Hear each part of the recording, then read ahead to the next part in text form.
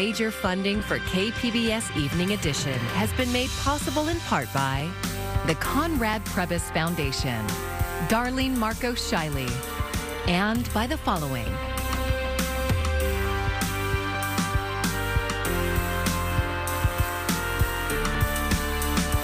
And by viewers like you. Thank you.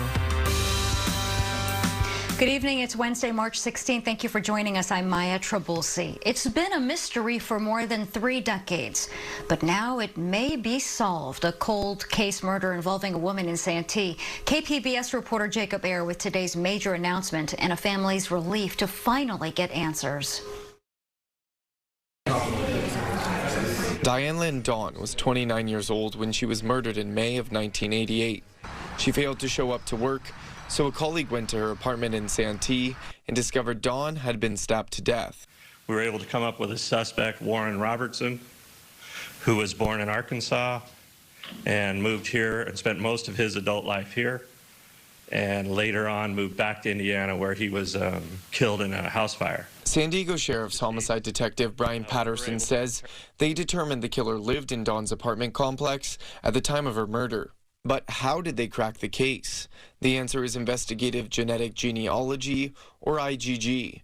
DNA analysts worked with detectives to piece together family history and discover how people were related in order to track down possible suspects by combining DNA samples with family trees. This process eventually led us to closer relatives and ended with our contacting Robertson's direct descendants, who provided DNA samples and confirmed our initial identification.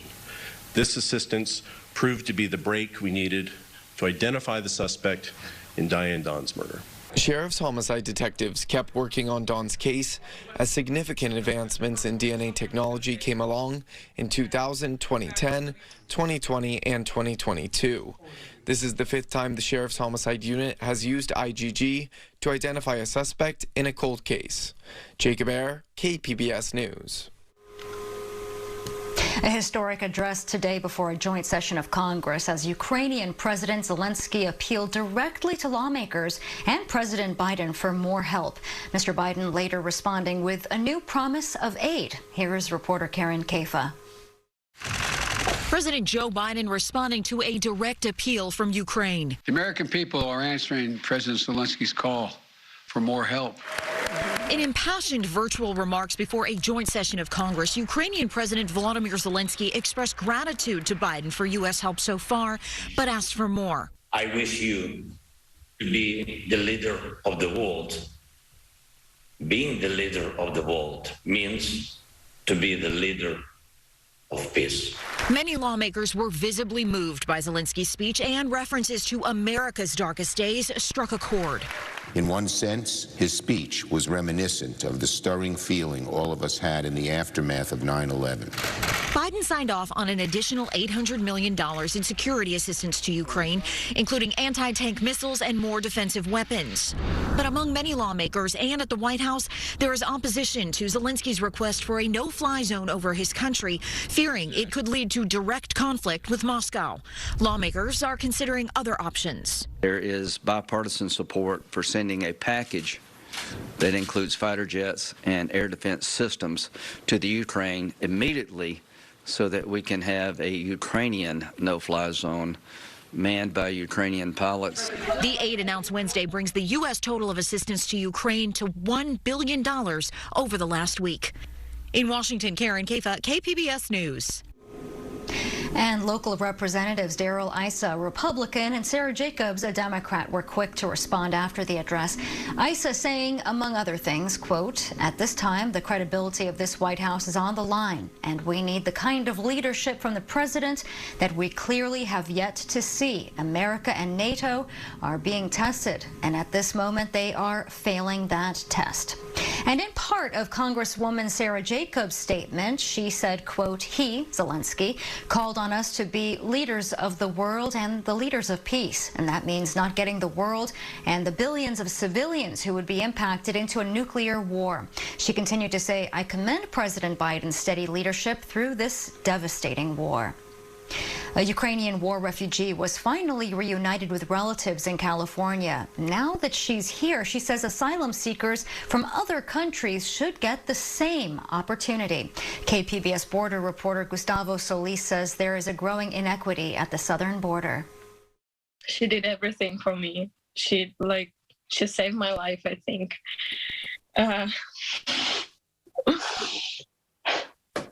That was Natalia Polyakova, thanking her aunt for helping her get into the U.S. after a harrowing journey. Polyakova fled Ukraine on the 5th day of the Russian invasion. She flew to Mexico and originally planned to cross the border to reunite with her family in California. But at first, officials at the San Ysidro port of entry told her she couldn't cross because of the pandemic. So she slept outside, right next to the border crossing for 3 days before officials changed their minds and let her and other war refugees into the country. But those same officials continued to turn away asylum seekers from other countries. There was 2 Mexican guys who sitting with us for 12 hours, and officers from US saying them just we don't have place for you guys, sorry. And they sitting, and there was a lot of families with kids from Cuba, Mexico, and other countries, and nobody was allowed. Yenya Files is Polyakova's aunt. She's grateful for their reunion, but is outraged that officials are prioritizing European asylum seekers over others. I also can't imagine how frustrating it is for the families that are not Caucasian and not white, because they're being looked over at the same time. They both want everyone to have the same opportunity, to experience the same joy of being safe and together. I'm grateful that she's here, she's alive, she's safe, and I want everyone else to have that. Yes, everyone. Everyone deserves for help when they don't have a home or war started on everything. Nobody need to live on the street and waiting some government to help them. Everybody deserves to be with families in warm place with food and everything.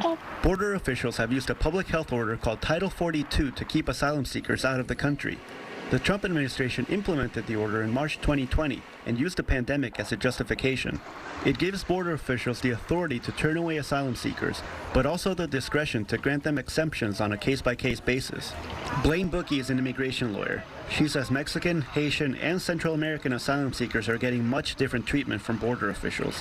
You couldn't have a starker contrast in terms of their treatment. Consider that hundreds of Central American and Mexican asylum seekers spent nearly 2 years in a makeshift migrant camp just south of another border crossing, waiting for the same opportunity as Polyakova. That camp was cleared by Tijuana police in February, leaving some families homeless. Yeah, I think that there's no way around it. It's racist policies that are being applied to black and brown people, different than being applied to others. Gustavo Solis, KPBS News. As global leaders continue to drop restrictions aimed at preventing the spread of COVID-19, all too familiar warning signs are emerging. The United Kingdom and much of Western Europe have seen a dramatic rise in daily case rates. Dr. Eric Topol with Scripps Research says it appears inevitable that the new wave will arrive in the U.S. We're 5 for 5 when UK and Europe have warned us of being 2 to 3 weeks later, it's showing up here.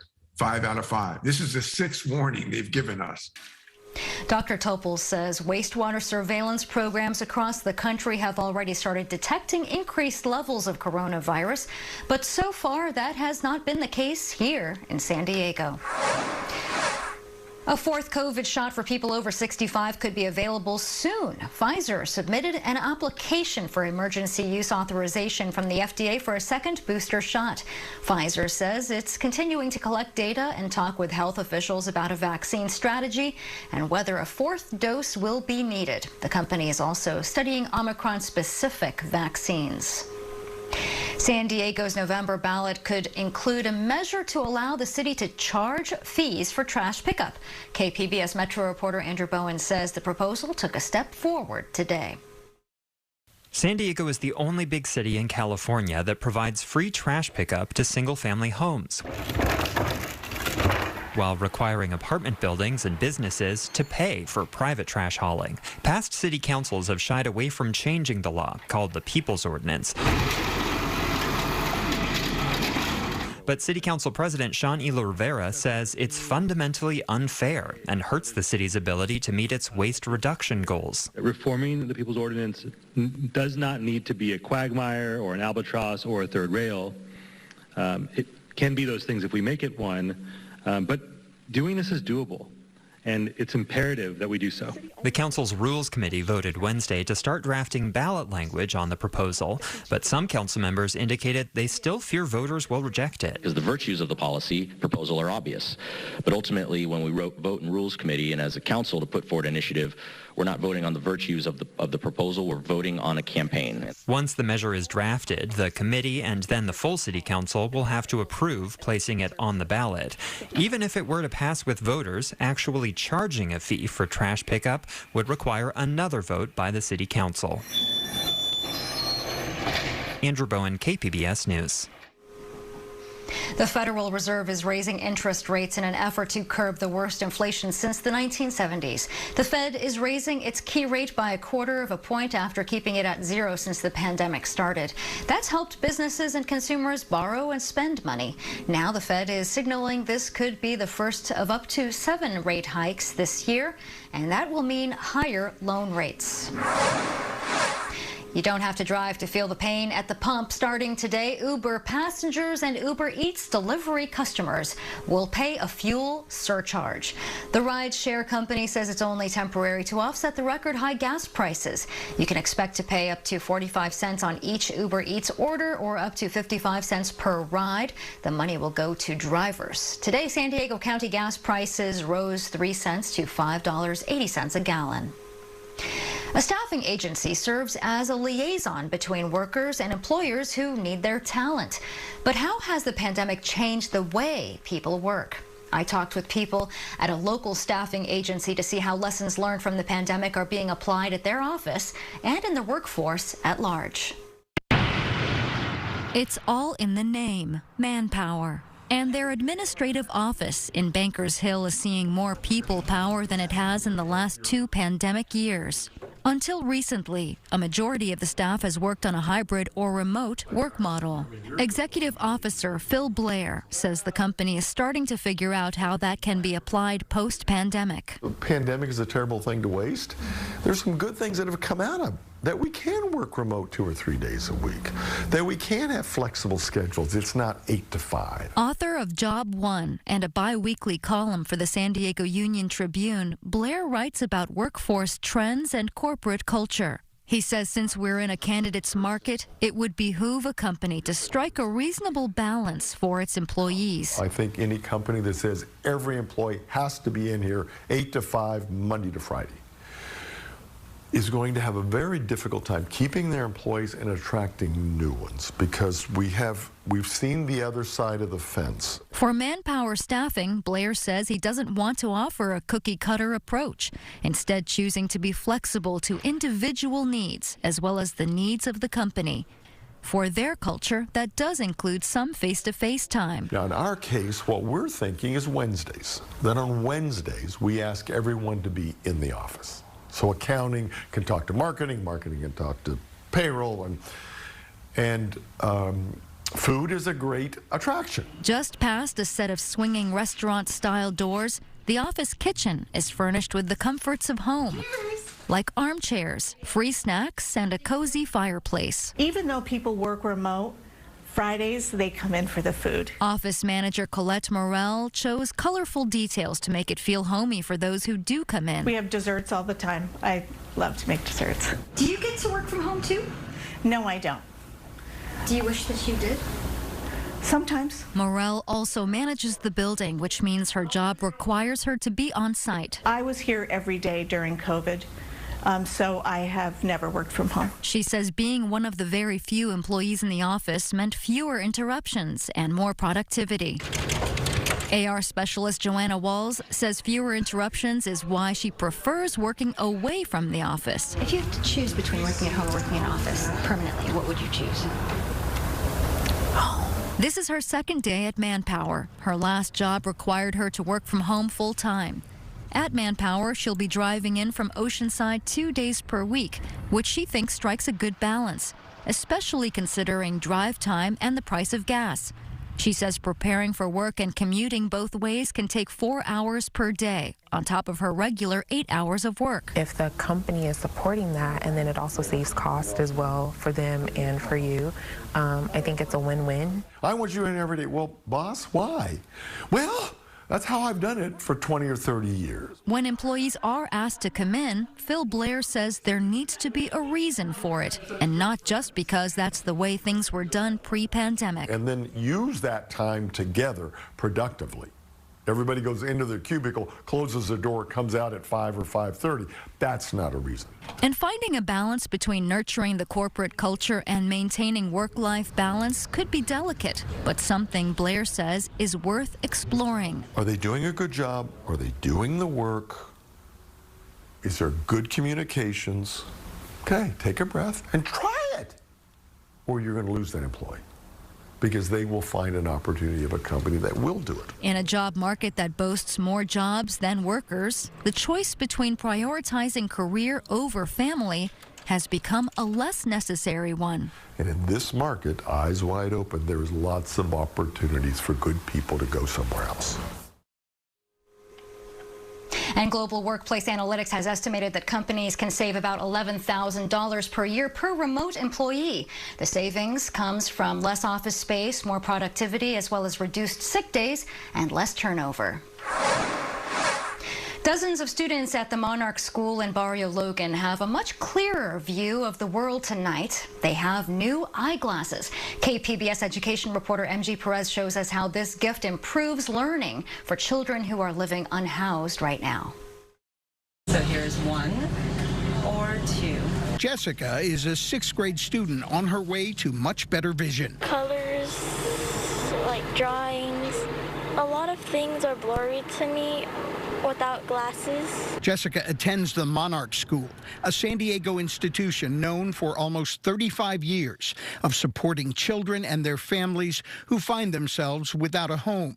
For 2 days now, the VSP Eyes of Hope mobile eye clinic has been parked out front, providing free exams and new prescription eyeglasses, a community program that improves living and learning. I like being able to see what everyone else is seeing, because with glasses I can, and I could see and do a lot of things that I couldn't really do before. Jessica's classmate Desiree is having her first eye exam ever. She hopes new glasses will help her see the important stuff more clearly. Sometimes when I look at the TV and there's something like small to read, I'm like, oh, what is that? So like I can't read what it is. No, not it. Desiree decided the green camouflage frames were a much better look for her. Kids don't know what they don't see. They only know what they have. Dr. Robert Masel is the optometrist who has led this miracle-making operation for 14 years with support from the San Diego County Optometric Society. Eyesight is everything, he says. If they have a hard time processing that, sometimes the eyes don't work together, or they're struggling because their eyes aren't matched. It becomes a real challenge for a student. According to the doctor, 80% of what we learn through eyesight. So regular examinations are really important. All 300 students here at the Monarch School will receive examinations and free glasses if they need them. The visual part of learning is so important, whether in athletics, whether in a math or science class. You see confidence, you see a different level of engagement, and because of that, the students can flourish. Jessica and Desiree now flourish with an extra gleam in their eyes. MG Perez, KPBS News.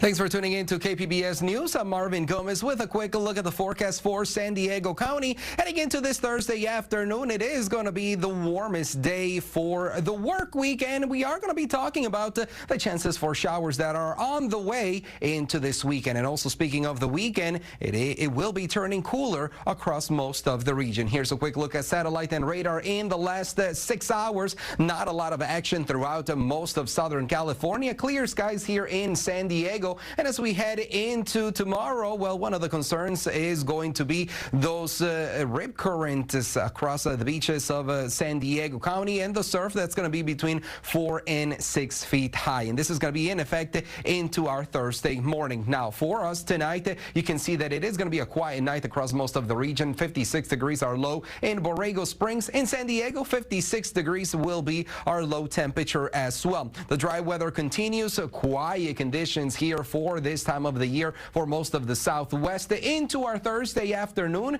84 degrees for Borrego Springs, Chula Vista. You're climbing up to 76, 74 across Oceanside. And into our Friday, not a lot of changes other than the fact that it will start getting a little bit cooler for us across the region. Here's a quick look at the forecast for the coast. Again, just dropping a few degrees from Thursday into Friday across the coast and into the weekend. We are going to be talking about some very breezy conditions also heading into our Sunday. Now, across the inland areas, we're looking at more clouds for sure heading into our Saturday. And Saturday night, that will be the time when we could be looking at some of those showers.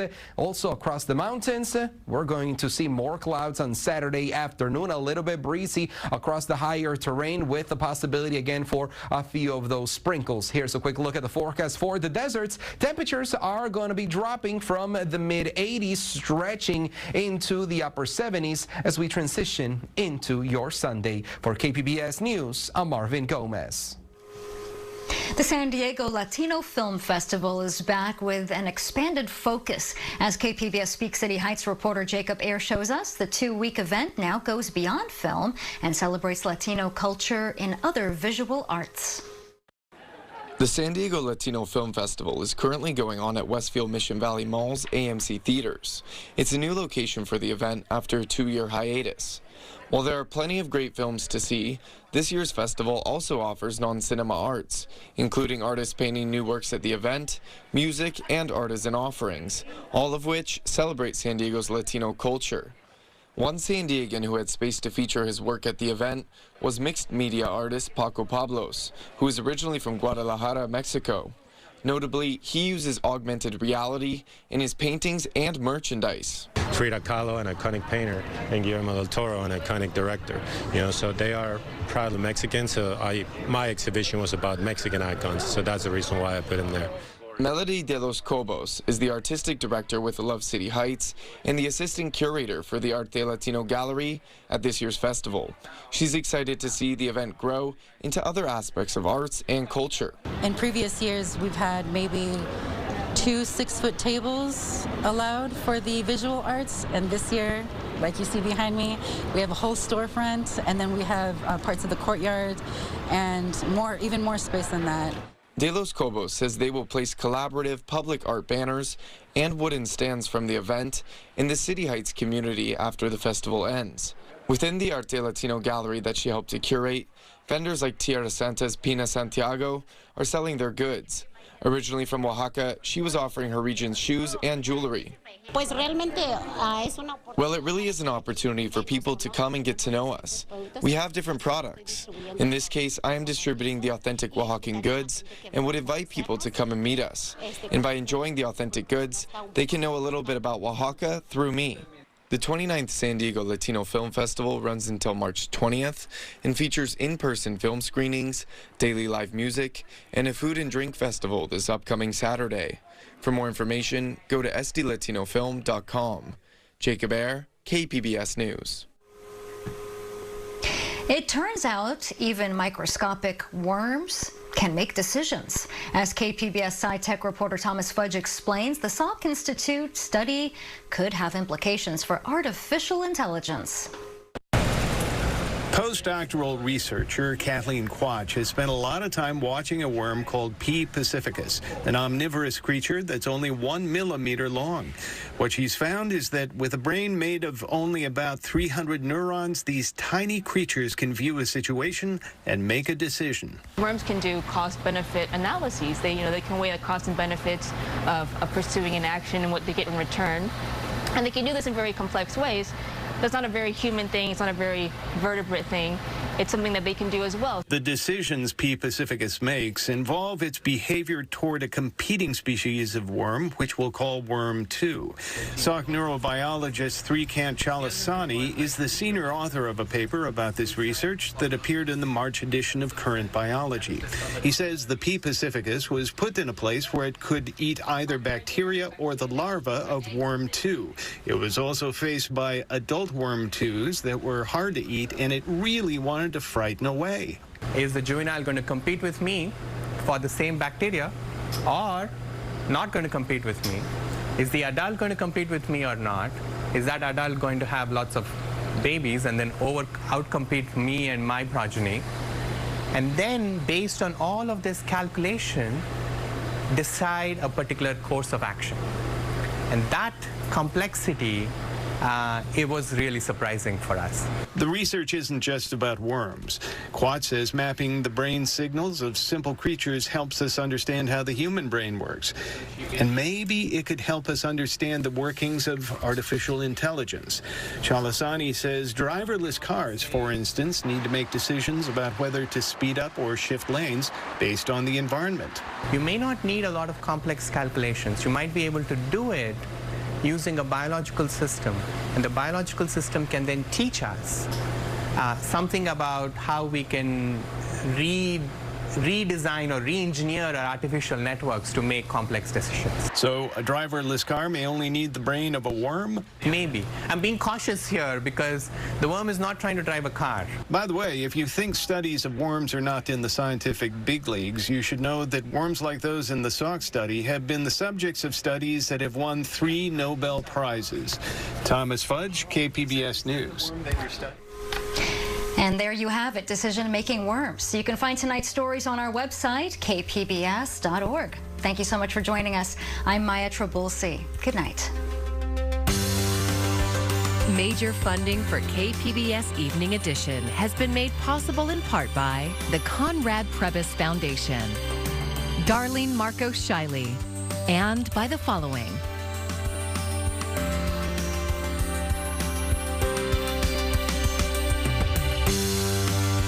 And by viewers like you. Thank you.